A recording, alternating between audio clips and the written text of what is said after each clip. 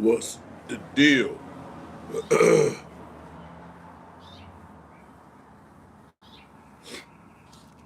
going on?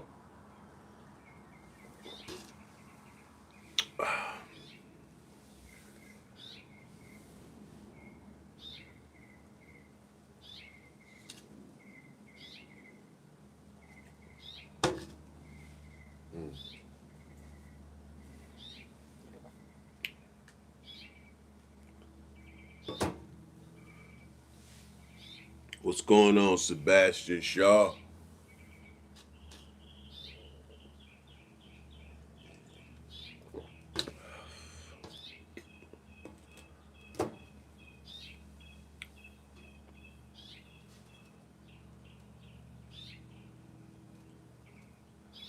It's Friday. Everybody out trying to spend a paycheck out shopping. Friday's probably my least favorite day, dog. Fridays is weird. I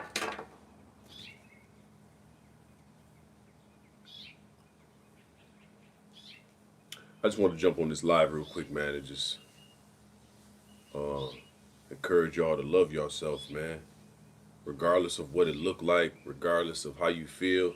I think sometimes how we feel gets in the way of taking the time to actually love yourself, man. It takes time. I just want to encourage everybody this weekend, man. Take yourself out on a date. Yourself.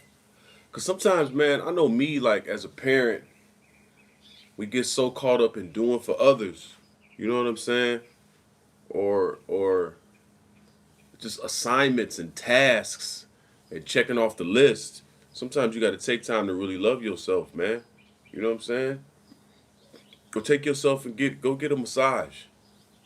You know, if you're a lady, go get a manicure, pedicure. You know what I'm saying? Take yourself out on a date. Go out to eat. Go to the movie. Spend a day with yourself. So many people don't want to spend time with themselves. What's going on, Jimerson? Appreciate you, fam. The special's coming out July 27th. Yeah, man, just take some time to love yourself, man. Take yourself on. You know, one of my favorite verses in the Bible says, you love others as you love yourself. As you love yourself. You can't love nobody else. What's up, Jay? Can't love nobody else unless you love yourself first, man. And I'm just gonna like run down the list of some of the ways you can love yourself. Take yourself out on a date, man. You know, and sometimes it takes kind of some self control. Go hit the gym early in the morning. Write in a journal. You'd be surprised, man. You was dressed like a Soul Sandal Insurance yesterday. Y'all like that outfit? That's right, bro. Go see a therapist, man. That's a way to love yourself. Go talk to somebody that's been trained to help you organize your thoughts. Evan, what's good, fam? Just talking about, man, some of the keys to loving yourself, man. Jay said go see a therapist. That's good. Write in a journal. I wish some people would write more in a journal than posting more online. Some of your feelings and thoughts. Southfield checking in. What up? Southfield, man. I love Southfield, dog. I miss Detroit. I'm usually back in Detroit like once or twice a month, man. Um, yeah, man, go see a therapist. Write some stuff down in a journal. You'd be surprised that writing it in a journal as opposed to posting it online can help you. Exercise, eat properly. You said coming from Maxwell? Wow. Exercising, you'd be surprised how good you feel about yourself just by exercising and eating right. Like there's this thing called the blood type diet. I want y'all to look it up. Go to your doctor, find out what your blood type is, and then get this book or check it out online called the blood type diet. There's certain things that you can eat that you're supposed to eat or not eat pursuant to your blood type. Like for me, I think I'm O or O negative, whatever it is, but my blood type, based on my blood type, I can't eat pork, red meat, shrimps, like bottom feeders, shrimp, scallops. Um, I got to eat a lot of greens, a lot of greens, pineapple, a lot of fruit, So based on my blood type, that's why like I've never weighed more than 215 pounds. I never weigh more than that. Because I eat according to my blood type. A lot of people say, man, how you get cut? Man, how you stay built? Like sometimes I won't work out for a month and I keep the same build because of how I eat. I eat according to my blood type. It's just some foods I just can't consume. I eat pork. I ain't had pork in like 15, 20 years. Um, like dairy. Based on my blood type, I can't eat dairy. So if you eat according to your blood type, a lot of your weight issues will just dissipate. You know what I'm saying?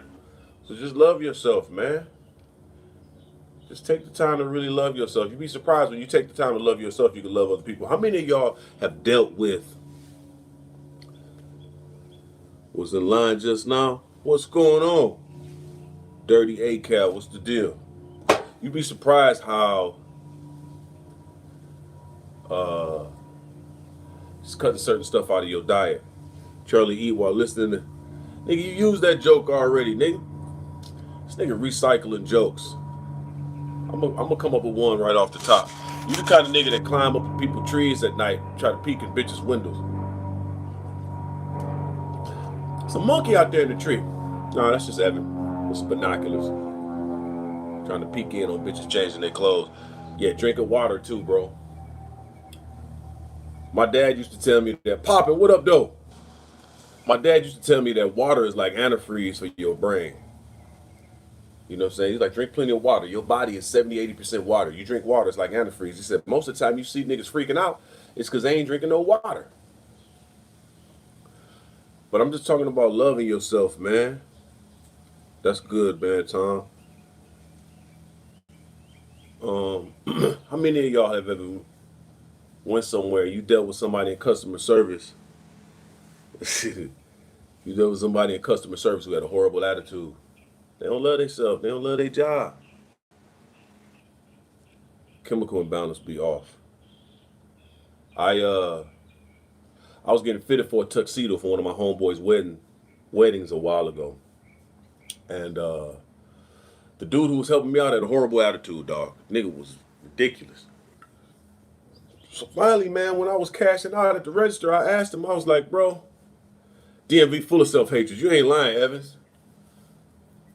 So I'm cashing out at the register, getting this tuxedo for my boy's wedding, and the dude that was helping me had a horrible attitude. Finally, I had to ask him. I was like, bro, what's going on, man? You've been treating me horrible the entire time I've been here, bro. What's the deal, man? You got a bad attitude like this with everybody? And his coworkers was cracking up. I said, obviously this ain't what you want to do, man. Because you treating me terrible. I said, what do you want to do, bro? What do you really want to do? Obviously, it ain't this. I said, if you had all the money in the world, what would you do with your time? And something like a tear came down that nigga eye. He was like, I'd be coaching Little League football. That's what I'd be doing. I said, nigga, you need to be doing that, not this, bro. What's stopping you? You know what I'm saying? You doing this job. Okay, you might have to do this job to pay your bills, but dude, you could be a man fighting with two hands. You could be working your job with your left hand. That's taking care of your family. But that right hand is you pursuing what you love to do, bro. Do what you love, man. I'd be coaching Little League football, man. That's what I'd be doing. Nigga didn't do that. You know what I'm saying? You treating everybody in here like shit, bro. Why you working in customer service, nigga? You could be working on a factory somewhere with earplugs in, not talking to nobody. What would you do if you knew you could not fail? Nigga. You know, I was thinking about this the other day, dog. And I know my real niggas can attest to this, man. Shout out to all y'all. NC checking in. Cali, the Yay area. Thanks to you and Craig, I wake up and drink water and write my goal. That's fire, bro. That's fire. They said they revoked your season pass at the zoo for feeding a monkey to a giraffe. That nigga Evan gets on here to roast. Like, man, I'm about to roast this nigga. That nigga, Evan popped the hood of his car and put on some above the knee shorts and start working on his engine, hoping the nigga that come by and help him out and work on the motor. Like, you need some help, baby? Like, yeah. Evan's closet is full of above the knee shorts and halter tops. I can already tell. Evan is advocating for niggas to take the vaccine anally. I just think it just gets to the core a whole lot faster, man. If you just take the vaccine anally, everything you need to be all taken care of, man. I did it. Like, were you getting the vaccine anally at, dog? If I couldn't fail, I'd just sit in the house all day. Man, family meetings with my kids, I asked them, what did y'all fail at this week? Nigga cut fake grass. Nia Mac, what up? Boston in here? Yeah, I asked my kids in a family meeting. I'm like, man, what did y'all fail at this week? Because if you can't tell me what you failed at, you ain't really tried to do nothing. He'd be sniffing random BBW booties at Walmart. No, sir. I am not a chubby chaser, big dog. I ask my kids, what'd you fail at this week? If you can't tell me what you failed at, you ain't tried at nothing. I ask myself that sometimes. What did I fail at? Because in sales, every no gets you closer to the yes. So if you ain't got no no's, you ain't getting closer to the yes. Like, I'm going to tell y'all flat out, I probably got 3 no's this week. I auditioned for shows and ain't heard nothing back. I got 3 no's. That's what I failed at this week. Which is cool because that means I'm getting closer to the yes. I'm just grateful for the opportunity. I've been auditioning for seasoned, regular, or starring roles. Sometimes it take work, man. Or I get close. Like, I got really close on this Netflix show. And then, they ended up going with somebody that had a following and a bigger name. So I'm like, cool, I don't mind that. What we fail at, it's almost what we didn't fail at. We don't try hard enough as humans. If we failed at more things, we'd be more facts. The master has failed more times than the student has tried. Facts, popping. Failure is the secret recipe for success. Guru Cam, that's fire. People just be scared to fail. They do. They'd rather not try. I don't mind failing, dog. I feel like everything that I've ever put my hands to, I won at. Everything I put, and I know y'all can attest to it, man. Tell me about some stuff that people told you couldn't do, or you thought you were gonna fail at, and then you end up winning. You can watch things happen. Facts.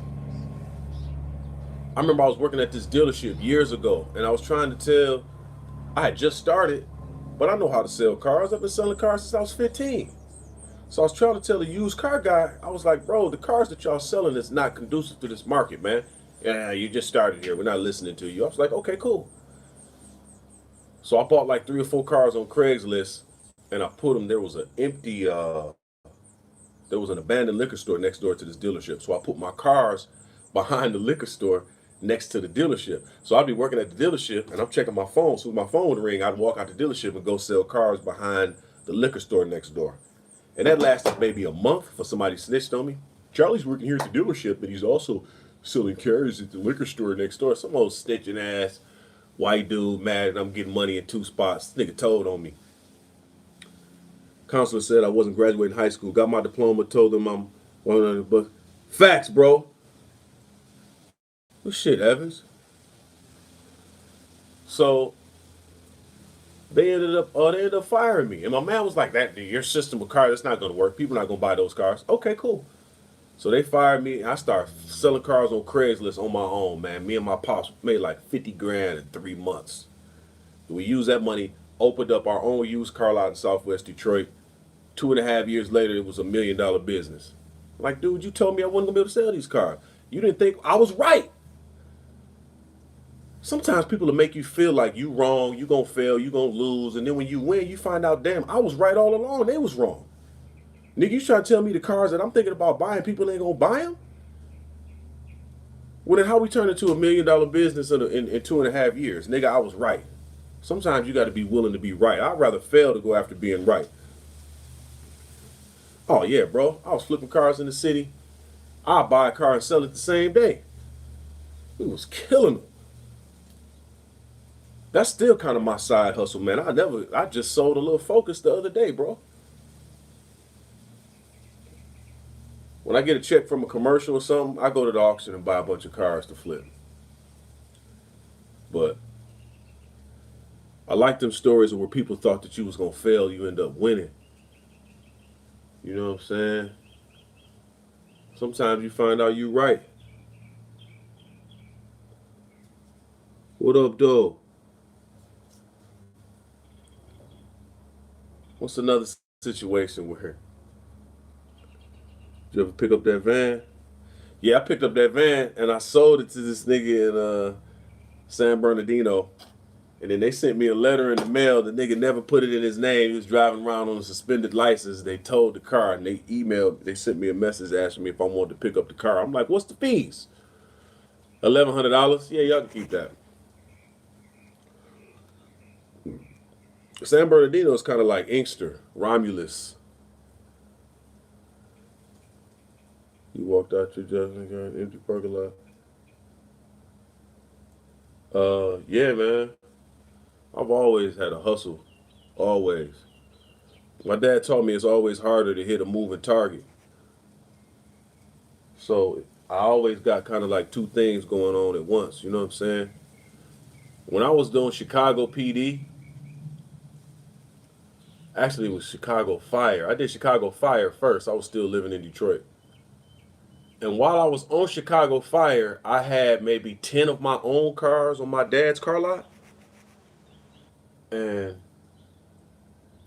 I remember when I got done with the scene, I went to the trailer and checked my phone. I had like 2 missed calls, couple messages. So I called my dad back. He was like, "Man, you out there in Chicago shooting the show. Like 3 of your cars sold.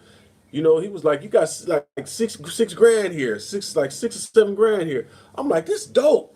I'm here on a show, working, making money in TV. Meanwhile, my cars in Detroit is selling. I'm making money in two places, man. That's real hustle game to me. And that gives you leverage in the business. Like, you ain't got to do no whole shit when you know you can make money in other places."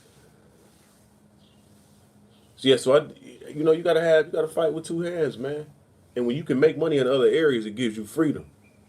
Yeah, I did Chicago Fire first. Then I did Chicago PD. I had a bigger role on PD. That was fun. I played a high school coach that was getting people killed. That shit was fire. Um,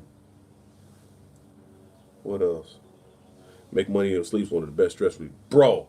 That's why I'm like on this stock, man. I bought. Somebody called me up to say, "Man, you need to buy this stock. It's at such and such cent." So I bought it, and then about a month or two later, he rose up, and I sold out, and made some money. Like making money in your sleep, nigga.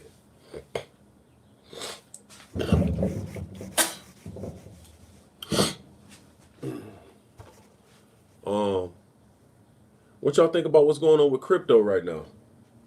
Seems like it's getting regulated. Yeah, hit that like button for me.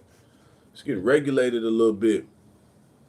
What's foul is China is hating on all of crypto right now. Bitcoin, everything. They really bashing it in the media. They got an all-out assault campaign on crypto. But the reason they're doing that is because they're coming up with their own crypto system that's connected to their centralized banking system. So they're trying to hate on all the crypto so that they crypto, and because they're building their crypto now, so they ain't got it quite complete. You know what I'm saying? Exactly. Government wants to control cryptos, so they like trying to heavily regulate it. But China is really behind a lot of hating on the crypto. Yeah, I bought some Dogecoin too, John. I'm just holding on to it. She was like kind of high about a month and a half ago. But yeah, man, China is hating on all of the crypto right now, so just be careful. 1 million, once a million people got rich off of Doge, the government took over. Facts, facts, my nigga. Uh,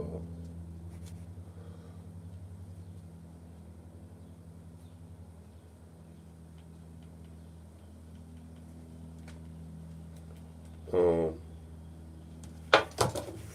I'm gonna tell y'all, Canadian weed companies, man, for real. Canadian weed companies is popping ever.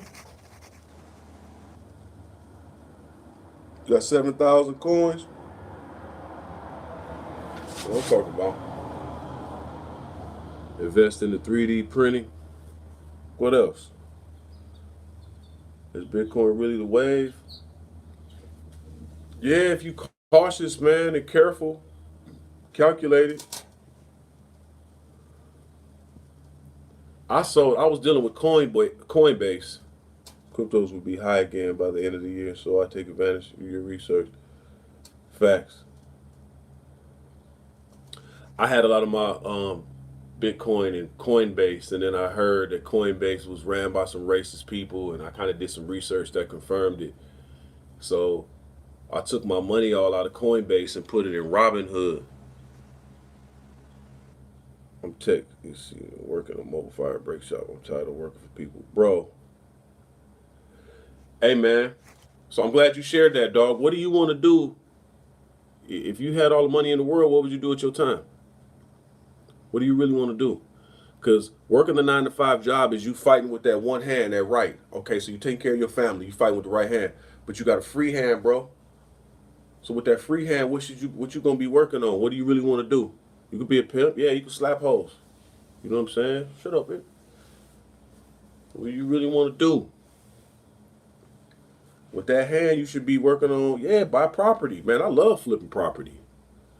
That's what got me out here to Cali, man. I bought and flipped like 3 houses and made 30 bands a piece on each house. You know, I didn't come out here empty-handed. I watched that Johnny Curry interview. Hey, bro, that Johnny Curry interview was fire. I love it. He took ownership of his mistakes, but that nigga was a hustler. That stuff that they pointed out White Boy Rick to be was horrible. Put a car on Turo. Dog, there's so many ways to make money, man. But I feel like as a man, we should always be fighting with two hands. Cali prices is high. Yeah, dog, I ain't buying nothing out here. This stuff too high, nigga. For these little 2 bedroom houses, I buy another house. It's gonna be Detroit, St. Louis. You know what I'm saying? I'm not. This stuff is too high out here, bro. I bought 3 houses. All of them was in suburban Detroit. All of them was in Canton. And the property values just shot up so fast. The first house I bought was 60 grand. That was right when the market was turning in 2010, 2011. And fixed up the house, put it up on the market. It sold in 8 days. I made 30 grand on that. Then I bought the next one for 115,000. Fixed it up. You know what I'm saying? Sold it for like 145, 150. Made another 30 bands. Then took that money, that increase, bought another house in Canton for like, and that was the last one I was in. It was like for 240, and then we sold it for like 280. You know what I'm saying? So a quick 30 bands on 3 houses. They needed a little bit of work. Like the last house I bought had a pool, and the pool just needed so much work. It was just draining me. But man, if you can get in and out of a house and make 30 bands a pop, nigga, that's the win, dog. So that's for me, that's kind of what I specialize in. Like if I get a hold of some extra funds, I'm either buying cars or houses to flip. Yeah, I do a 30 ball. I look at it like the dope game. Like a lot of niggas, man, they don't understand the way street work. Like you can't go after the killing all the time. It's more so like I'd rather sell 20 cars a week and make $500 a car than trying to sell 3, 4 cars a week and make 10 bands on each car and I'm sitting on them forever. Like I got to get rid of the product, nigga.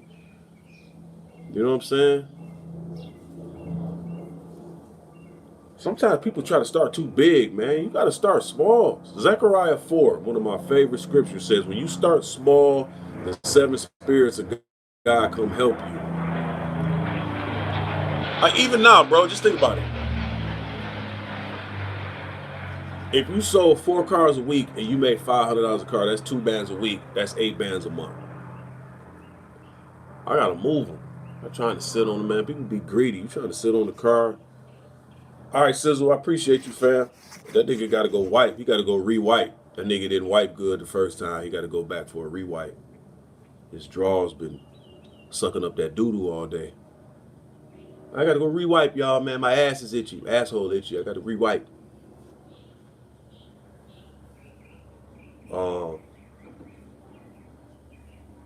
So yeah, man, that crypto is what's popping. Sizzle got a rewrite. That nigga probably don't even wash his hands when he doodle. He just might want a chocolate donut.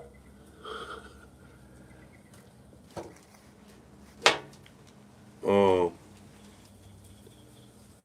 how do I memorize new material? I make it like a song. Well, first of all, when I get sides to a TV show or a movie or whatever, and sides is basically the parts that I have to memorize. Um, I read them over and over again. Like I probably read them 50 times over and over so that I understand what's trying to be said. And then after I read it over and over again, I try to get my goal. Like, what am I trying to make the other? Sometimes when you read lines, or you reading with another character, you're trying to make that character do something. Either I'm trying to make this character love me, or make her have sex with me, or make her respect me. So I try to figure out what I'm trying to make the character do. I got to convince you to do this. So once I figure out what I'm trying to make that other character, what my goal is, and then whatever lines that I don't understand, I make it like a song. That nigga said, "Do Bloods buy crypto?" Y'all niggas is insane. Any advice on getting into the craft? Just start doing local productions. Now, with local, what do you mean? Are you trying to be an actor, comedian, writer? What's your goal? Nigga probably gonna take forever to respond to shit because he at work. That nigga working at Rent a Center right now. I'm getting into productions, man. I'm at Rent a Center, working in the camera department. So I'm starting acting right now in the camera department at Rent a Center. Comedy career. Um, I think. Oh, acting and writing. You need to read and interpret plays, stage plays. Read and interpret them. There's a lot of double meaning and triple meaning tied up in a lot of stage plays, but read and interpret them. Nigga, you at Rent a Center, nigga. You in the charging people 28% interest and shit on refrigerators. I think, yeah, you got to read and interpret plays. If you're trying to get into acting and writing, you know what I'm saying? You got to, no, I'm not putting no shirt on, nigga. I'm out here. It's 90 degrees outside. Chick got caught stealing baby oil to his youth, selling baby oil to his youth pastor. Yeah, read and interpret plays, man. If you're trying to get into any acting, writing, producing, read and interpret as many plays. I had a really famous actor tell me that years and years and years ago. Like for me, I've done a lot of theater. That's kind of how I got started in acting. I've done a ton of plays. And there's something about that live show, that live experience. You working with an actor and he forget his lines, and you got 500 people in the audience. You got to help pull him out of that. You know what I'm saying? I remember I was in this play years ago, and I was interacting with another actor, and this nigga forgot his lines, and he looked at me like he was getting ready to commit, like he was about to die. The nigga was just, please get me out, like a deer in headlights. So I remembered his line, so I kind of said something like, "Hey, how's your family?" And oh yeah, I'm going to tell you about my wife and kids. Like, when you do a theater, you got to know everybody's lines damn near in the scene that you with. Case, or I was in a play one time at the Detroit Repertory Theater, and man, this mouse ran up a lady's leg on the front row, and I watched it. I watched it go up her leg. She didn't even see it. And I'm in the play. I'm talking to the other actor, but I'm on automatic at this point. And I watched the mouse run up this lady's leg in the audience, and it crawled onto her lap. She saw it, and she flicked it off her lap. This was years ago. She flicked it off her lap and freaked out, and she flicked the mouse onto somebody else, and then they freaked out. And it was like 15 people who all got up and left. And then one of the ladies in the process of leaving fell down the stairs and shit. Please, yeah, nigga was like, "Please help me, please get me out, please." So all these people left. One of the ladies fell. It was chaos, but it was a lot of people because Detroit Repertory Theater is such a good theater. It's so intimate. Even though like 10, 15 people left, the rest of the people was like, okay, cool, they gone. Can y'all get back to it? And we was all on stage, froze. And I remember I knew what the next person's line was, and then that person after that. So I kind of said something to both of them to indicate, hey, let's get back on the script. Like that type of stuff as an actor is priceless. So I would encourage, man, do some theater. If you're looking to do stand-up comedy, I would study stand-up first. Go to as many live shows as you can and watch veteran comedians perform and watch rookies and study the difference for a while. You know what I'm saying? And then just start writing some jokes. I think you should have a really strong premise first in your jokes, meaning a really strong point of view that don't make sense. Now, sometimes I go through the newspaper and I just pick out stuff that's like, oh, that's a good premise. Lady says taking vaccines will help you have a magnetic attitude. Okay, that's a good premise. And then I just try to have a creative spin on some of these weird premises. But I think you should study comedy first and then do comedy in your living room or in the mirror. I performed in front of an imaginary audience for quite some time before I got on stage. So, Albany, New York, what up, though? I just want all y'all to win, bro. Or whatever y'all called to do, whether it be business or entertainment. I just want you to win, bro. How many of y'all out there pursuing acting? How many of y'all out there pursuing something business related? Or how many of y'all out there looking to do podcasts? Everybody doing podcasts now, dog. I'm gonna be honest. I do not like this goofy world of digital and social media. Like I can't stand this shit, man. I'm doing it to shed light on my other projects, and I love talking to y'all. I love community, man. But the core of me, nigga, man, I hate this shit, dog. My man was like, you gotta have YouTube. You gotta have your social media. Like for years, I mean, everybody asking me why I don't really have that many subscribers or followers, nigga. I didn't have no social media for years, bro. All I did was act, do stand up, hustle. What I need social media for? So I understand it's the new wave, so I'm doing it, man. And I'm like, that's why I just put whatever I want to put on my channel because I don't care. I just say whatever. I care about y'all.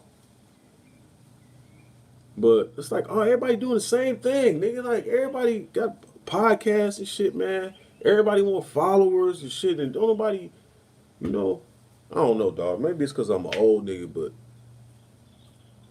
I don't know. I like it for the sake of I can communicate with my community, give y'all some real game straight to the heart. But at the core of it, nigga, if I could do away with all this shit, I would.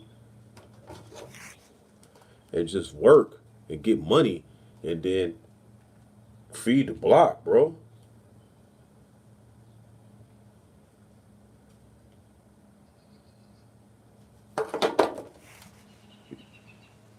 You know what I'm saying? It's real, dog. I can't stand this shit, man, but I do it. Like, you gotta do your lives to get your algorithms up, and you know, you gotta post on YouTube every day, and then you gotta post like, look, I ain't even put nothing on my IG in like 2 weeks.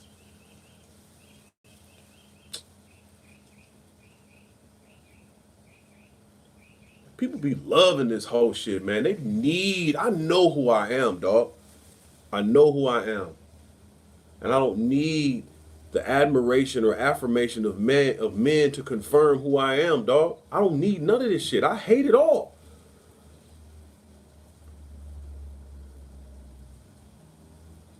But now it's like, can you have a conversation with somebody without them being on it? You know what I'm saying? Everybody just, I don't know. Maybe I'm a victim of it too, because right now, I'm talking to y'all on live and shit. But I'm honestly, man, my core is that I love people, man. I love y'all. That's right, man. I know who I am. I know what Psalms 139 said. I had my kids reading Psalms 139 the other day. You know what I'm saying? I'm like, read that part where God says you fearfully and wonderfully made. Read that part that says that He knew you when you was in your mother's womb. Read that part right there that says that God wrote a book about you that has all your days wrote in it before they ever took shape. So that's like, imagine sitting down with God in heaven. And before you get down to earth, he pulls a book off the shelf. Okay, Charlie, let's open it up and see. I got all your days wrote in here. You're going to do this. You're going to do that. You're good at this. You're fearfully. Da, da, da. God don't make mistakes. I know who I am. I don't need any kind of internet confirmation. I don't need nobody's approval. I don't worship the opinions of man. That's why I say and do what I want. You know what I'm saying? I just think it's a lot of people out here that don't know who they are in God, or they don't believe in Him. And that's why you see a lot of people making some of the choices that they make. And I ain't mad at them. But I can get on here and say and do what I want because I don't care. When you all say writing shows, does that mean you're doing character development, writing every line of the show? I just fearful of the favor they see over your life. That's facts, Key Donald. I witnessed that so many times in the room, dog. When you bring Christ in the room, sometimes people, oh, sure. What's that spirit on you, boy?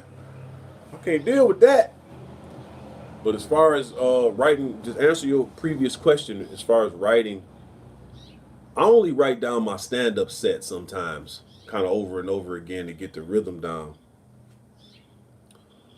But as far as like writing down, I'll take a script or I'll take the sides, and I don't write down word for word what the character has to say, but I write down next to the lines what I think he's meaning to say. What is he really saying here? What is he really saying to this other character? What is he really saying in his monologue? I think too, man, if y'all trying to pursue acting, you should be memorizing monologues as much as possible. This is my method. I memorize a monologue and then cut the TV on, volume all the way up. And I say my monologue in front of the TV. And I try to keep focus on the monologue and not the TV.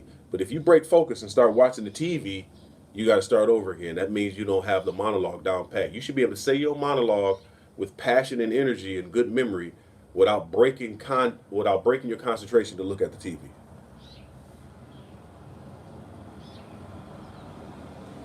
What you doing, man? Uh,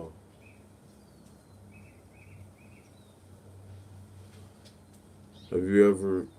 Hell yeah, all the time, dog. Sometimes I just hit the stage like, whatever, we're going to see what's happening tonight. I didn't used to. When I first started, I had a memorized set. I'm going to say these things and blah, blah, blah. But then I read Don Rickles' book and I read Mike Epps. Like a lot of these comedians, they just kind of get up and freestyle.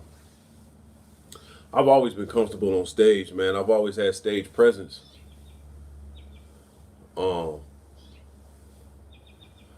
I'm always nervous until I get the first laugh. That's why I always come out and say a joke immediately. What was one of my jokes? My old joke. I would come out and say, man, I was in the third grade, first time I got called the N-word. It was shocking. It was emotional. It was my grandmother. Shut up, nigga. Get a quick laugh. Okay, now I'm right into it. Just a quick little one-liner. But I ain't never really been uncomfortable on stage. Is that the first time on stage? The hardest? No, man. I mean, I've never been afraid. I've always wanted to be in front of people, talking and clowning. It was just the structure of comedy I didn't have at first. You know, Tony Roney, which is a comedian in Detroit, really helped me with my structure. I got a lot of the comedy greats in Detroit I can thank for kind of helping me. Shout out to you, Martinez. What built your confidence? Like I said, man, kind of talking to the greats. Sometimes people don't want to really get under the wing of nobody. They think they got it all together on their own. And I understand in a multitude of counselors, there's safety. So I would get under the wing of really great comedians, man. Tony Roney, he really helped me out a lot, man. Martini Harris, I learned a lot from him. Bill Hill. Who else? My boy Fago Red, man. He been doing comedy a few years before me. I learned a lot from him. I think just asking questions, man. Learning from certain people. Horace H.B. Brown. Sanders, I mean. And then just going to shows and watching shows. Appreciate you for the dollar, homeboy. Bovid Radio. Any recommendations to keeping the weight off? Yeah, I talked about this earlier, man. It's this thing called the blood type diet. Go to your doctor, have them take your blood and figure out what your blood type is. Oh yeah, I love roasting, dog. Roasting is my favorite, nigga. Um, but yeah, to keep the weight off, look at your blood, figure out what your blood type is at your doctor, and then research the blood type diet. For me, like I said, I haven't weighed more than 215 pounds ever in my life. I always get to 215, that's my max, but I eat according to my blood type. So I think it's O or O negative. I forgot what it is, but whatever it is, I can't eat pork, red meat, anything dairy. I can't eat no bottom feeders, no shrimp, scallops, none of that. Fruits, greens, turkey, chicken, fish, lots of water. So I won't work out for a month and still won't gain no weight. I always stay about 215. But I make sure I watch what I eat. I don't eat a lot of breads. So like nah, man. Like honestly, right now, I still go to the park and run, but I haven't really hit the weights in maybe about almost 3 weeks. Yeah, eat according to your blood type, man. I've been doing it for like 15 years, man. And I always stay about 215. I make sure I don't eat certain things. Like the only thing that kind of get me in trouble sometimes is like if I drink too much alcohol, I get a little gut every now and then. Or if I eat too much candy. But as soon as I cut the alcohol out, I mean the weight is gone. Like the gut is gone immediately. So yeah, eat according to your blood type, man. That's what I would suggest. And definitely run. As you get older, I'm 43. I don't run on concrete. I don't run on treadmills. I go to the park. I run on grass. So take care of your joints. Take fish oils. Vitamins too, man. I take these vitamins called Animal Pack. I take Animal Pack vitamins. It's like 10 vitamins in a pack. Fish oil. Saw palmetto. Saw palmetto is for good penis health. If you don't hear that, you're doing something wrong when you're smacking.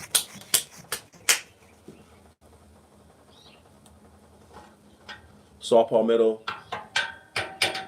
I take St. John's wort, ginkgo biloba. That's for good mental clarity.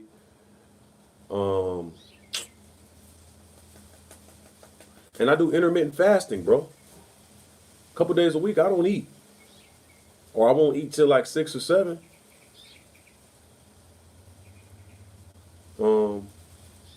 That helps me with a couple things. That helps me stay focused, helps me kind of stay away from the hoes, and helps me get stuff done. Helps me, but it also too kind of just helps you maintain your weight. Yeah, intermittent fasting, bro. A couple days a week, I just don't eat nothing. Sometimes y'all see me on the show the whole day.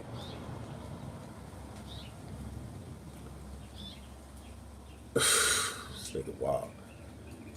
Where y'all calling from, man? I know Jimerson is in Fort Worth. Man, I want to come to Fort Worth again and do another show, man. That show we did at, what was the name of that club? Damn, I forgot the name of that club. Nap Town, what up? What's the name of that club in Fort Worth, man? They got one in Dallas, too. I forgot already, but we had a great show there. Vegas. Sebastian, did you come to the show we did in Vegas? That show was lit. North Carolina. It was a long, hyenas. That show we did in Vegas, man, when I pulled up and I seen that line all the way down the sidewalk, bro, man, it blessed me, man. And I'm walking up, people like, Chuck, what up? People coming up to me like, man, I appreciate you sharing what you shared about goals and this, that, and the third. And like, man, these niggas is really listening. I thought I was just South Carolina. I thought I was just on the show running my mouth. People was actually listening. Charlie still high off that Camille and Precious cosign. You nigga wild. Trust me, I know who I am before a female tells me, bro. I already knew what it was gonna be. Tell you something, dog. I ain't even gonna get into it. South Carolina, man. My dad is from South Carolina. He's from Conway, right next to Myrtle Beach.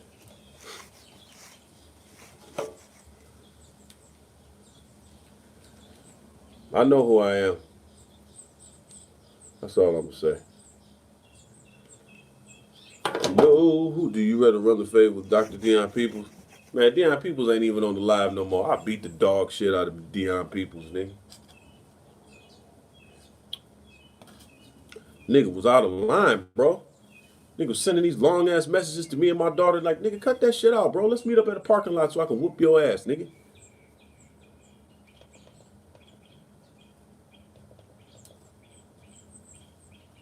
Whole ass nigga. That's why all this digital world is just a goofy world. I Am Dirtbag coming out July 27th, bro. Details to come. Shot the special already. It's gonna be a special, a shirt, and an audio book all in one in a bundle pack. Yeah, he ain't been online since. The nigga was a weirdo. Kimyon Lee, LA in the house. What up? That's a good question, man. It's all gonna be available on my website. It'd be just one bundle pack. You hit one link and everything will be sent to you. You get an email that includes the audio book, the comedy special, and a shirt. You'll be able to pick your shirt size. So it'll all be available on my website. It'll be one link for the bundle pack, July 27th. Appreciate you, Poppin'. Day one, man. Poppin' bought my book, bro. And I wrote that book maybe 6, 7 years ago. I was still married when I wrote that book. So this new audio book is just kind of an update, man. I appreciate y'all's support, Jimerson. Just kind of an update on my life, man. Um, what I've been through, what I seen. Like since then, my son got locked up. Um, some really good people that I'm close to that died. I've had some other accomplishments. So it's just kind of an update on my life. But just like the central theme is, you got to embrace all of you. Yeah, bro, I was married for 12 years, man. I've been divorced for like 2, but almost 2, like 18 months. What motivated me from Detroit to LA? Well, first, the theme I Am Dirtbag is just kind of like you got to embrace all parts of you because your failures and your successes make you who you are. Sometimes we get up and all we want to talk about is our successes. Yeah, man, I did this, yeah, but people really rarely want to talk about their failures. So that's what I Am Dirtbag is. It's me taking the time to mention my failures and what I learned from them. I'm not glorifying them, but I Am Dirtbag is, hey, man, I messed up here. I blew it with this marriage. I blew it with these relationships. I blew it here on these opportunities. This is what I learned from it, and this is what I'm doing different. So that's what I Am Dirtbag is. But me, one of the reasons I moved from Detroit to LA, I feel like I did everything in Detroit. You know, I had did the commercials, I did the TV shows in Chicago, because there wasn't no TV shows filming in Michigan. So I would either take the train or fly or drive to Chicago to do TV. So at some point, man, you can't be the big fish in a small pond. You gotta be, you gotta be, you gotta be willing to step out your comfort zone, man. You gotta be willing to go around, get around some sharks, be a little fish in a big pond. That's what happened when I came out here, bro. It was like, you know, plus two. I came out to. I wanted to sell my TV show. I came out here with some shows written already. I got a production company, and we've pitched a show. I've pitched so many different TV shows. That's my ultimate goal, and I'm gonna do it in Jesus' name. I'm selling my TV show, and I'm getting a development deal for my production company in Jesus' name, and I'm gonna just start employing people, working on my own projects. Kansas City. Yeah, man. Sometimes you got to move to the opportunity, Jenkins.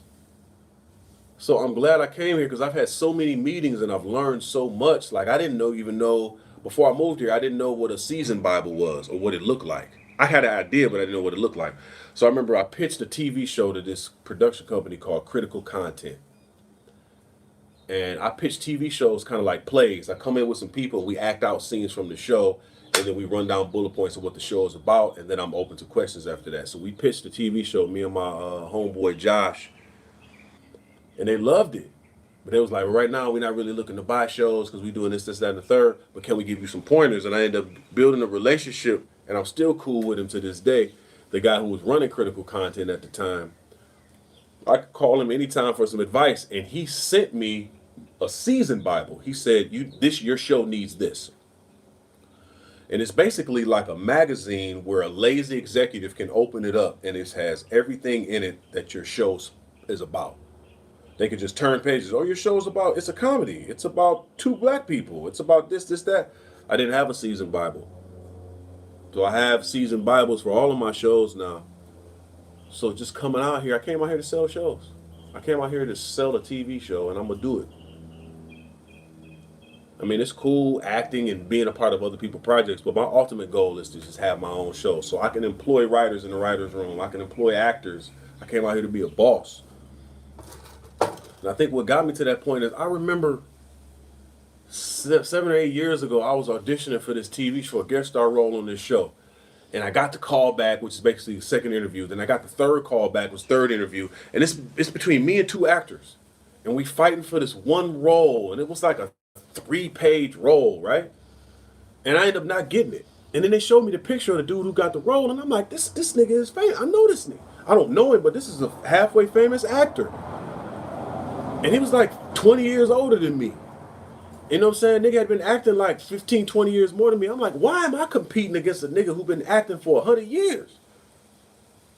Oh, this lame nigga been acting for so long that he never took the time to start his production company and start his own projects. He's a career auditioner, a career actor. Like, I never want to be that. I don't want to be acting so long that I'm competing with niggas who only been acting for 10 years and I've been acting for 40 and we fighting for the same role. If I've been acting for 40 years and I don't have a production company, I ain't doing my own projects, I'm a whole ass nigga. So that's why I was like, man, I want to be the creator. I want to create opportunities instead of going around asking for some, because that's what acting is. So please hire me. Let me put on my shoes. And let me do this little dance. Let me memorize these lines and let me send it off on a self-tape to just show y'all that I'm good enough to be a part. That's cool for a period of time, nigga, but at some point, dog, begging for please pick me, it turns into some bullshit after a while, nigga. So I'm gonna sell my own show. If you were hiring an actor, what would their basic credentials need to be? You gotta have an it thing for me, man. Even with comedy, I want to be able to. This when you walk in a room, you need to be able to captivate me. I need to be able to feel your presence. It need to be a something. Remind me of Hancock from the Will Smith movie. That's funny. You gotta have an inside thing, bro. First, and that's just a God thing.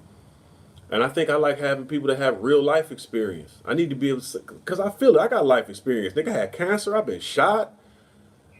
I got hit by a car. I done been through it all. I've seen it all. So when I get around other people, I can feel it. Like some actors and comedians, they may be good at their craft, but it ain't nothing. They don't have that inside thing that make you want to just stare at them like, whoa, man, there's something about them. So that's one of the first credentials.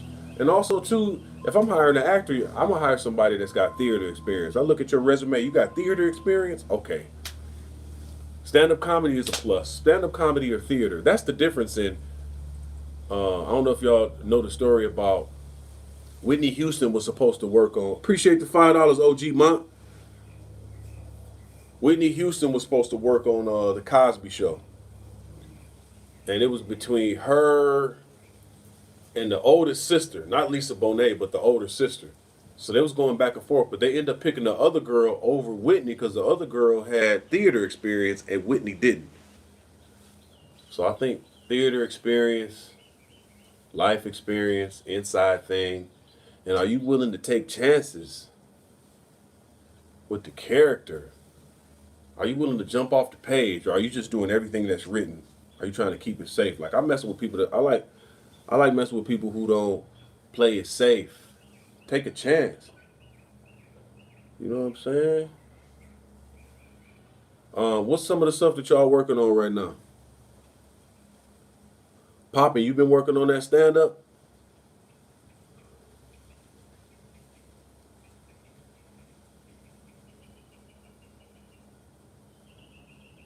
I like that movie Hancock, by the way.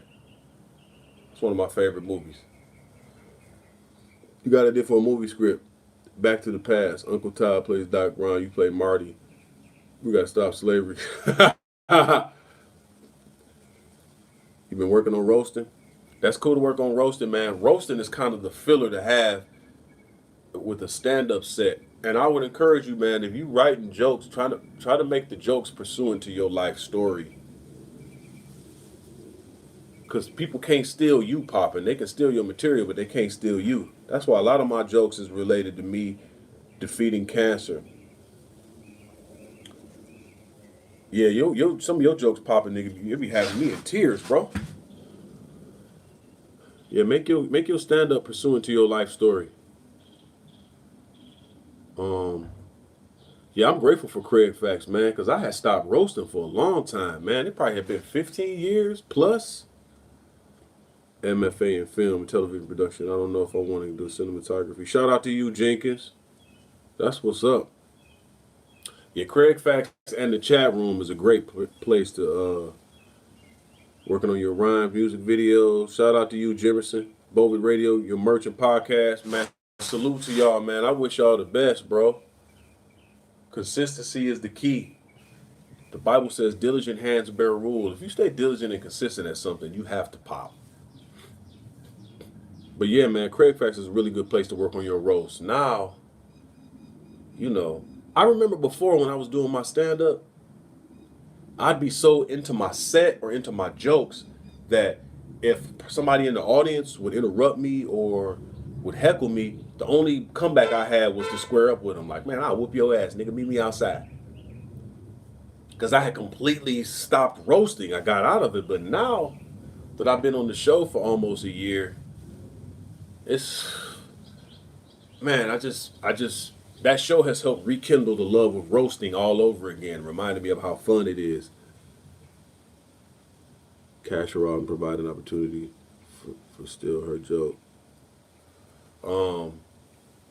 So now it's like, dog, I'll just be hoping for a roast session or something, a heckler. Like, I will destroy your life. That's all we do. Like, if you get on Craig Facts and you not prepared to roast, you'll get cooked.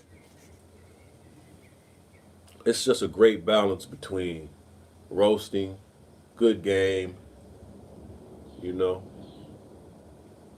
Um,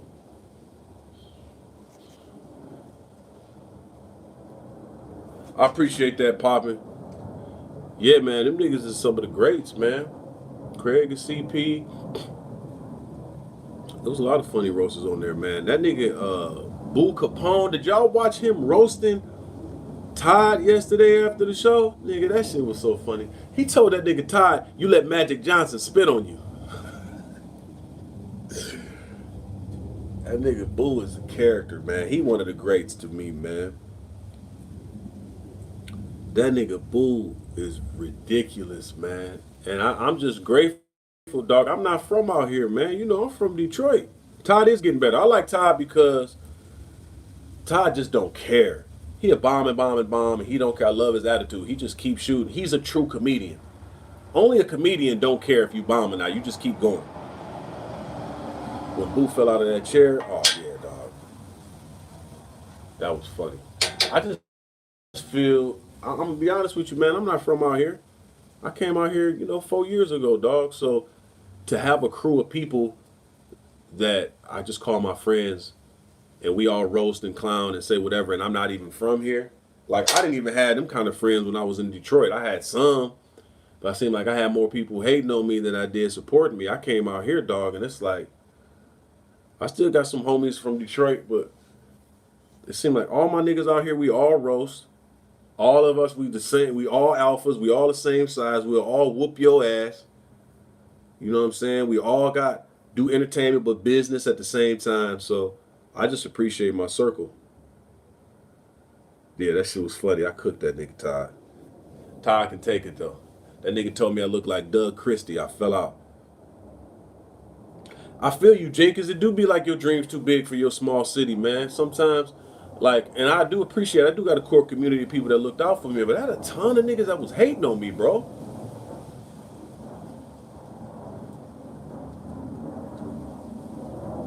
Or like I would do a show. I really had to work hard. Like I used to sell out my own shows in Detroit. But it was some shows I would do. I ain't gonna say I would always sell them out. It's some shows I did, man. I would do shows damn near next to my hometown. And they'd be free. And I couldn't get niggas to come out. So, I don't know. I mean, even Jesus wasn't welcomed in his hometown. Yeah, I fuck with Todd, man. He's a cool dude. He got good advice on stand up too.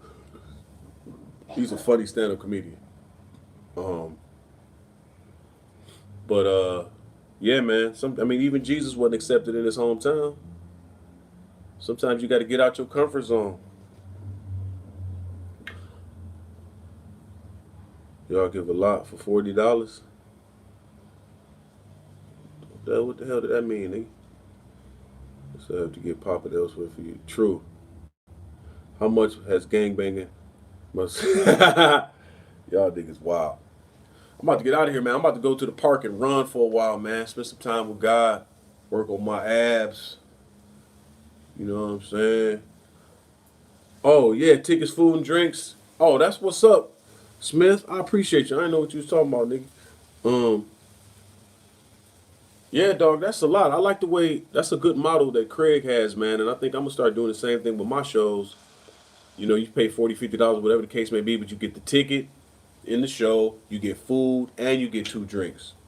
That just cuts out the middleman and everything. Like I sold out so many shows at comedy shows, and all I was able to keep was the door. But then they made money off the drinks. They made money off the food. And it's like, wait a minute, dog. You giving me this cash, but damn, how much did y'all make at the bar and on the food?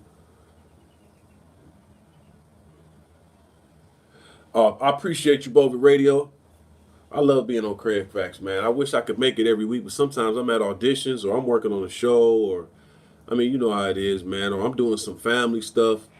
So it's cool that I got the open door to just kind of come in whenever I'm ready. So, um, yeah, man, y'all keep tuning in, bro. Every Tuesday and Thursday, we be having a ball on the show.